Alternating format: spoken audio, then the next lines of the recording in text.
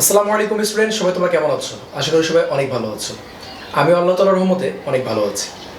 Students, গত ক্লাসে আমরা শিখেছিলাম হিসাবের প্রকারভেদ এবং হিসাবের মৌলিক সূত্র বা হিসাব বিজ্ঞানের মৌলিক সূত্র এ সমান সমান এল প্লাস পি। এই সূত্রটা আমরা বিশদভাবে আলোচনা করেছি এবং ডিটেলসে অর্থসহ বাংলা অর্থসহ আলোচনা করেছি আমরা। আজকের ক্লাসে আমরা শিখব কিভাবে ডেবিট এবং ক্রেডিট নির্ণয় করতে হয়। অর্থাৎ আমরা তো জানি যে দুতরফা দাখিলা পদ্ধতির মাধ্যমে আমরা যদি কোনো লেনদেন এন্ট্রি করতে চাই জাবেদা বইতে, তাহলে অবশ্যই আমাকে ডেবিট এবং ক্রেডিট আকারে লিপিবদ্ধ করতে হবে। সো স্টুডেন্টস, আমরা গত ক্লাসে যে সূত্রটা পড়েছিলাম A equal to L plus P, এবং আমরা জেনেছি যে এ মানে সম্পদ অ্যাসেটস, এল মানে লায়াবিলিটিস মানে দায়, এবং পি এর ভিতরে আছে তিনটা জিনিস। পি মানে প্রোপ্রাইটরশিপ মানে মালিকের অধিকার বা মালিকানা সত্ত্ব, এবং পির ভিতরে আছে কি কি? নাম্বার 1 ক্যাপিটাল অর্থাৎ মূলধন, এবং এর সাথে যোগ হবে কি ইনকাম আমার ব্যবসায়ের আয়, এবং বাদ যাবে কি এক্সপেন্স আমার ব্যবসায়ের ব্যয়। আমরা গত ক্লাসে এগুলো অর্থ সহ শিখেছি। তোমরা যদি এখনো এটা ক্লিয়ার না হয়ে থাকো তাহলে অবশ্যই আগের ভিডিওটা দেখে আসবে, তারপরে এই ভিডিওটা দেখবে। সো আজকে আমরা এই সম্পদ, দায়, মূলধন, আয়, ব্যয়, মূলত এইগুলোই হচ্ছে হিসাব বিজ্ঞানে আমাদের যত হিসাব রয়েছে সবগুলো এই ক্যাটাগরির ভিতরে পড়ে। সো আমরা আজকে দেখব যে এই সম্পদ, দায়, এই মূলধন, আয় এবং ব্যয় কখন ডেবিট হবে এবং কখন ক্রেডিট হবে, বা আমরা কিভাবে ডেবিট এবং ক্রেডিট আকারে লিপিবদ্ধ করব, বুঝবো কিভাবে যে কোনটা কখন ডেবিট হবে বা ক্রেডিট হবে। সো স্টুডেন্টস, এই বিষয়ে যাওয়ার আগে তোমাদের আজকে আমি একটা মূল বিষয় যেটা আমি তোমাদের মনে রাখতে বলবো সেটি হচ্ছে একটা ব্যবসা প্রতিষ্ঠান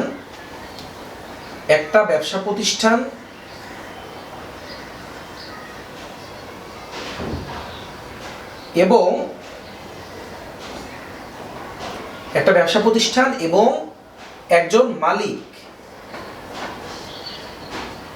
একটা ব্যবসা প্রতিষ্ঠানের মালিক সম্পূর্ণ দুজন থেকে আলাদা, নট ইকুয়াল। এটা মাথায় রাখতে হবে। আমরা আজকে ডেবিট ক্রেডিট শুরু করার আগে এই জিনিসটা তোমাদের মাথার ভিতরে ঢুকিয়ে দিতে চাই যে আমার ব্যবসা প্রতিষ্ঠান এবং আমি সম্পূর্ণ আলাদা। আমরা যখন হিসাব করব, আমরা যখন জাবেদা করব, ডেবিট ক্রেডিট নির্ণয় করবো, সবসময় মাথায় রাখবো যে আমি কার জন্য করতেছি? আমার ব্যবসায়ের জন্য। কিনতেছি কার জন্য? আমার ব্যবসায়ের জন্য। বিক্রি করতেছি কোথায় থেকে? আমার ব্যবসায় থেকে। লাভ হচ্ছে কার? আমার ব্যবসায়ী। কখনো আমি এটা ভাববো না যে বিক্রি করতেছি আমি, ক্রয় করতেছি আমি, বা লাভ হচ্ছে আমার। এটা কিন্তু একটা মৌলিক বিষয় হিসাব বিজ্ঞানের। তোমরা সবসময় এটা মাথায় রাখবে, শুধু আজকে না, আজ থেকে শুরু করে হিসাব বিজ্ঞানে যতগুলো ম্যাথ করবে সবসময় মনে রাখবে আমার যত লেনদেন সংগঠিত হচ্ছে আমার ব্যবসা প্রতিষ্ঠানে সব হচ্ছে আমার ব্যবসায়ী, সব দায়ভার আমার ব্যবসায়ী, আমার না। অর্থাৎ ব্যবসা এবং মালিক সম্পূর্ণ আলাদা আলাদা পার্সন। ক্লিয়ার? সো এখন আমরা যাব আমাদের ডেবিট ক্রেডিট নির্ণয়। তো স্টুডেন্টস, আমরা জানি যে হিসাব বিজ্ঞানের মৌলিক সূত্রটাতে কি কি বিষয় রয়েছে। নাম্বার 1 হচ্ছে সম্পদ রয়েছে। এরপরে রয়েছে কি ব্যয়। আমি এই দুটো এক পাশে লিখতেছি, এবং আরো কি কি রয়েছে? মূলধন। হিসাব বিজ্ঞানের সূত্রটাতে আমরা যা যা পড়েছি সেগুলো আমি লিখতেছি তোমাদের সামনে। সম্পদ, ব্যয়, মূলধন, এরপরে কি রয়েছে? আয়, এবং আরেকটা বিষয় রয়েছে সেটা হচ্ছে দায়। এই পাঁচটা, 3, 4, 5, এই পাঁচটা বিষয় তো আমরা এ সমান সমান এল প্লাস পি এই সূত্রটাতে পড়েছি, তাই না? এখন স্টুডেন্টস একটু মনোযোগ দিয়ে বোঝো এই জিনিসটা। আমি কেন আলাদা আলাদা করে লিখলাম? এই 3টা কেন এক পাশে লিখলাম এবং এই 2টা কেন এক পাশে লিখলাম? তোমরা এখনই বুঝে যাবে। আমাদের মনে রাখতে হবে এই দুইটা জিনিস যদি বৃদ্ধি পায়, স্টুডেন্টস ভালো করে মনোযোগ দিয়ে জিনিসটা শোনো, সম্পদ এবং ব্যয় এই দুইটা যদি বৃদ্ধি পায়, আমার ব্যবসা প্রতিষ্ঠানের সম্পদ এবং ব্যয় যদি বৃদ্ধি পায়, তাহলে হবে ডেবিট। আমার ব্যবসা প্রতিষ্ঠানের সম্পদ এবং ব্যয় যদি কখনো বৃদ্ধি পায় তাহলে কি হবে? ডেবিট। আর যদি হ্রাস পায়, হ্রাস মানে কি? কমে যাওয়া, তাহলে হবে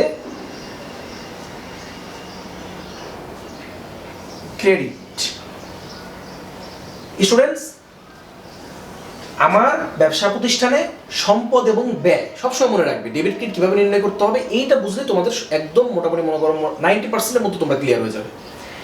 একটা ব্যবসা প্রতিষ্ঠানের সম্পদ এবং ব্যয় যখনই বৃদ্ধি পাবে ডেবিট, এবং যদি কমে যায় হ্রাস পায় তাহলে হবে কি ক্রেডিট। এক্সাম্পল দেবো তোমাদের, আমি আগে সবগুলো বুঝিয়ে নিই, তারপর তোমাদের এক্সাম্পলের মাধ্যমে বোঝাবো।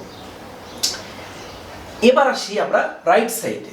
এই তিনটা বিষয় মূলধন, আয় এবং দায়, এই তিনটা তাহলে আমরা কিভাবে বুঝবো কখন ডেবিট কখন ক্রেডিট হবে? একদমই সিম্পল, তোমরা জাস্ট রিভার্স করে নেবে, বিপরীত। সম্পদ এবং ব্যয় বৃদ্ধি পেলে ডেবিট, এই তিনটা মূলধন, দায় এবং আয় যদি কখনো বৃদ্ধি পায়,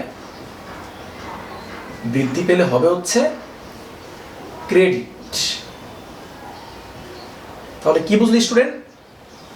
উল্টোটা, আমার সম্পদের ব্যয় যদি বৃদ্ধি পেলে ডেবিট হয়, কিন্তু এই পাশে মূলধন, আয় এবং দায় এই তিনটা বৃদ্ধি পেলে হবে ক্রেডিট।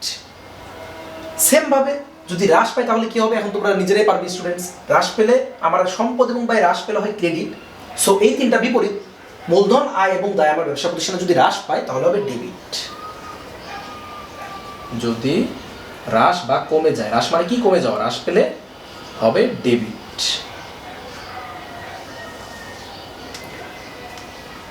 এই দুইটা জিনিস তোমাদের একদম মনে রাখতে হবে। এই মনে রাখার জন্য তোমরা মুখস্থ করতে পারো, তারপরে বুঝে বুঝে করতে পারো। ফার্স্টে মুখস্থ করতে হবে, তোমাদের একদম ঠোঁটের আগে রাখতে হবে। কিছু কিছু বিষয় আছে আমি তোমাদের যখনই বলবো যে ঠোঁটের আগে রাখবা, তখন মনে করবো যে সেটা ভালোভাবে মুখস্থ করে নিতে হবে। যেমন এ সমান সমান L+P, এর মিনিং, এর বাংলা অর্থ কি, এটা একদম মাথায় কেন তোমার একদম মানে ঠোঁটস্থ রাখতে হবে, যাতে জিজ্ঞাসা করলে তোমার দ্রুত মনে পড়ে যায় এবং বলতে পারো। সেমভাবে এইটাও, যে আমার এ সমান সমান L+P, এটা পর্যালোচনা করে আমরা পেয়েছি কি? সম্পদ, ব্যয়, মূলধন, আয় আর দায়। এবং আমাদের ডেবিট ক্রেডিট নির্ণয় করতে হবে কিভাবে? সম্পদ আর ব্যয় যদি বৃদ্ধি পায় ডেবিট, হ্রাস পেলে ক্রেডিট। বাকি যে তিনটা আছে তোমরা জাস্ট একটা মনে রাখো, যে আমরা জানি তো যে আমাদের কি কি আছে হিসাব: সম্পদ, ব্যয়, আয়, দায়, মূলধন আমাদের সূত্রে। সো সম্পদ আর ব্যয় যদি কোনো ব্যবসা প্রতিষ্ঠানে বৃদ্ধি পায় ডেবিট, হ্রাস পেলে ক্রেডিট। বাকি তিনটা এর উল্টোটা, বৃদ্ধি পেলে হবে ক্রেডিট, হ্রাস পেলে হবে ডেবিট। একদম সিম্পল ওয়েতে। স্টুডেন্টস, এটা খুবই খুবই গুরুত্বপূর্ণ একটা বিষয়। তোমাদের আজকে যে টপিকটি নিয়ে আলোচনা করতেছি ভালোভাবে ক্লিয়ার হবে এবং বুঝে নিবে। দরকার পড়লে বারবার দেখবে এই ক্লাসটা, এই ভিডিওটা, তাহলে আরও ক্লিয়ার হবে তোমরা।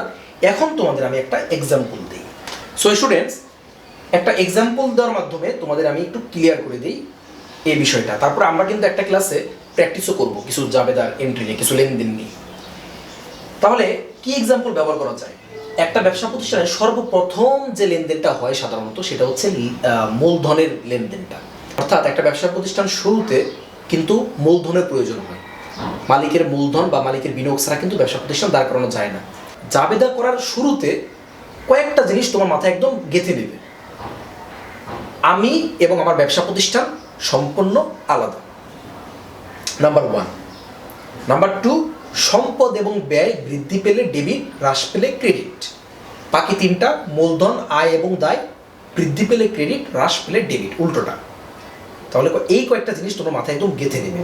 আমি এবং আমার ব্যবসা প্রতিষ্ঠান কি আলাদা, এবং আমি কার জন্য হিসাব করব? আমার ব্যবসার জন্য। আমি মালিক 10,000 টাকা দিয়ে একটা ব্যবসা চালু করব। একদম ভালোভাবে বুঝে নাও স্টুডেন্টস, 10,000 টাকা দিয়ে আমার একটা বিজনেস চালু করব, এবং এই 10,000 টাকা আমি আমার ব্যবসায়, আমার ব্যবসা প্রতিষ্ঠানে এটা, এই 10,000 টাকা আমি আমার ব্যবসা প্রতিষ্ঠানে দিচ্ছি, আমি মালিক। একটু মনোযোগ দাও, আমরা হিসাব করব কার? আমার না, আমরা হিসাব করব আমার ব্যবসা প্রতিষ্ঠানে। আমরা হিসাব করব আমার ব্যবসা প্রতিষ্ঠানে। তাহলে 10,000 টাকা যে আমি বিনিয়োগ করলাম, এইটা লেনদেন আমরা কোথায়, কার জন্য লিপিবদ্ধ করব? ব্যবসায়ের জন্য। আমি কোনো বিষয় না এখানে, আমার জন্য কিচ্ছু হবে না এখানে। যত লেনদেন হবে সব আমার ব্যবসায়ের জন্য।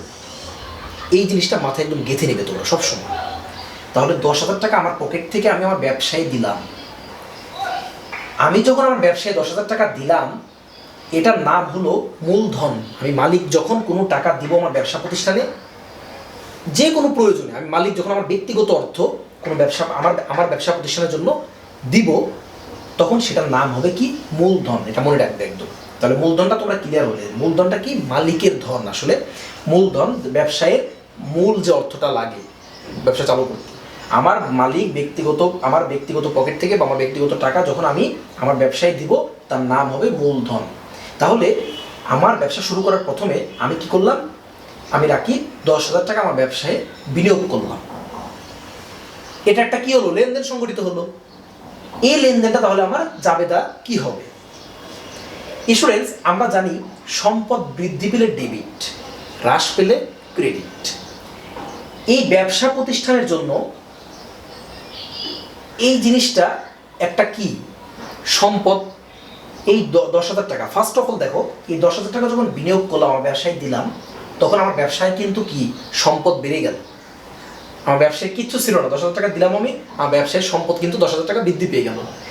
তাহলে আগে বলেছি এই জিনিসটা সবসময় খেয়াল রাখবি। আমি বারবার বলতেছি এই জন্য, মালিককে বিবেচনা করবেই না, তুমি ব্যবসা প্রতিষ্ঠানের জন্য জাবেদা করবে, ব্যবসা প্রতিষ্ঠানের জন্য সকল হিসাব করবে।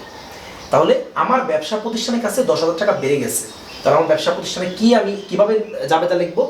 যে আমার ব্যবসা প্রতিষ্ঠানে কি বেড়েছে? সম্পদ বেড়েছে। তো কিন্তু সম্পদের আমি বলেছি সম্পদ হচ্ছে শ্রেণী বিভাগের একটা টাইটেল, এর আন্ডারে অনেক ধরনের সম্পদ থাকতে পারে। আমার গত ক্লাসে, তার আগের ক্লাসে তোমাদের বুঝিয়েছি। তাহলে এটা একটা কি? নগদ টাকা। এই সম্পদটা আমার নগদ টাকা। তাহলে সেই সম্পদের নাম দিয়ে আমি জাবেদা এন্ট্রি করবো, সম্পদ লিখবো না। সম্পদ তো মেইন টাইটেল, সম্পদের আন্ডারে হতে পারে বিল্ডিং, হতে পারে টাকা, তাই না? অনেক কিছু হতে পারে। সো যেহেতু নগদ টাকা আমার ব্যবসা প্রতিষ্ঠানে বেড়েছে, তাহলে আমার ব্যবসা প্রতিষ্ঠানের জন্য লেনদেন হবে কি? যে নগদ সম্পদ বৃদ্ধি পেলে ডেবিট, আমরা জানি, সূত্রে পড়েছি। তাহলে আমার সম্পদ বৃদ্ধি পেয়েছে কি? নগদ টাকা। তাহলে নগদ, আমরা নগদ টাকাই লিখি, পরে আমি তোমাদের বলবো যে কেন নগদ আমি লিখি। নগদ টাকা টান দিয়ে কি লিখবো? ডেবিট। কত টাকা? 10K, 10,000 টাকা। এই কে লিখলাম 1000-এর সংক্ষিপ্ত রূপ। সো প্রথম লেনদেনের প্রথম এন্ট্রিটা, প্রথম হিসাবটা কিন্তু আমরা সাকসেসফুলি ইমপ্লিমেন্ট করতে পেরেছি, আমরা বসাতে পেরেছি। কিভাবে? আমার ব্যবসা প্রতিষ্ঠানের 10,000 টাকা সম্পদ বেড়ে গেছে মালিক দেওয়ার কারণে আমার ব্যবসা প্রতিষ্ঠানের জন্য। তাহলে আমরা কিভাবে এই লেনদেনটার জাবেদা নির্ণয় করব? যে আমার ব্যবসায়ের সম্পদ বৃদ্ধি পেয়েছে কিসের মাধ্যমে? নগদ টাকার মাধ্যমে। তাহলে আমার ব্যবসা প্রতিষ্ঠানের সম্পদ বৃদ্ধি পেল, সম্পদ বৃদ্ধি পেলে আমরা জানি কি? ডেবিট। সেই কারণে নগদ টাকাটা ডেবিট। এখন এখানে ক্রেডিট কি হবে? আমরা জানি লেনদেনের দুইটা পার্ট অবশ্যই থাকতে হবে, তাই না? হ্যাঁ, এখানে অবশ্যই দুইটা পার্ট আছে। দেখো স্টুডেন্টস, আমার ব্যবসায় 10,000 টাকা আসার মাধ্যমে কিন্তু কি হয়েছে? সম্পদ বৃদ্ধি পেয়েছে। আর একদিকে আরেকটা জিনিস তৈরি হয়েছে। কি তৈরি হয়েছে? আমার ব্যবসায় কিন্তু এটা একটা দায়, সম্পদ আবার দায়ও। কিভাবে দায়? মালিক কিন্তু ব্যবসায় তাকিয়ে আছে যে 10,000 টাকা আমি তোমাকে দিলাম, এই 10,000 টাকা কি ফ্রি দিলাম না, এই 10,000 টাকা তোমাকে দিলাম, এই 10,000 টাকা আমি আবার ব্যাক নিব লাভ সহ। এই যে দায় তৈরি হয়েছে কিন্তু একটা, এই ব্যবসায়ীর কাছে মালিকের জন্য দায় তৈরি, ব্যবসায়ের জন্য একটা দায় এটা, যে ব্যবসা প্রতিষ্ঠান মালিকের কাছ থেকে 10,000 টাকা নিছে। এই জন্যই তোমাদের বলছি স্টুডেন্ট, সবসময় ভাববে এইটা আলাদা, এইটা আলাদা, মালিক আলাদা, ব্যবসা আলাদা। এইটা যদি না ভাবো স্টুডেন্টস, আমি সিরিয়াসলি বলতেছি, তোমরা কিন্তু হিসাব বিজ্ঞানের ম্যাথগুলো করতে অনেক প্রবলেম ফেস করবে, যেটা আমিও করেছিলাম এক সময়, এবং আমার যারা ফ্রেন্ডস রয়েছিল তারাও অনেকেই করেছে। সো সবসময় ভাববে ব্যবসা প্রতিষ্ঠান এবং মালিক আলাদা, তাহলে দেখবে অঙ্ক ইজি। আমার ব্যবসা প্রতিষ্ঠানের জন্য হিসাব করতেছি, আমার ব্যবসার সম্পদ বাড়ছে, নগদ টাকা বাড়ছে, সম্পদ বৃদ্ধি পেলে ডেবিট, নগদ টাকা ডেবিট লিখলাম। ক্রেডিট কি হবে এখন? ক্রেডিট হবে কিভাবে? আমি কিভাবে বুঝবো? আমার ব্যবসা 10,000 টাকা মালিকের কাছ থেকে নিছে, একজন ব্যক্তির কাছ থেকে নিছে, তাহলে আমার ব্যবসার জন্য দায় এটা, আমার ব্যবসাকে এই টাকাটা আমার পরিশোধ করতে হবে তাকে। মালিক আলাদা, ব্যবসা আলাদা। সো যদি এক হতো দুইটা, তাহলে তার পরিশোধের বিষয় আসতো না। এই জন্যই বলা হয়েছে যে মালিক এবং ব্যবসা আলাদা। এটা আমি বলতেছি না, এটা হিসাব বিজ্ঞান এটা বলে গেছে। সো আমার ব্যবসায়ের জন্য কি তাহলে 10,000 টাকা একটা দায়ও। দায়টা কি বৃদ্ধি পেয়েছে এখানে নাকি কমে গেছে? স্টুডেন্টস একটু ভেবে দেখো তো। অবশ্যই বৃদ্ধি পেয়েছে, কারণ 10,000 টাকা নতুন করে ব্যবসায় দেওয়া হলো এবং ব্যবসায়ের কাছে কিন্তু এই দায়টা বৃদ্ধি পেল। যদি ব্যবসা মালিককে কিছু টাকা দিয়ে দিত, তাহলে কিন্তু দায়টা হ্রাস পেত।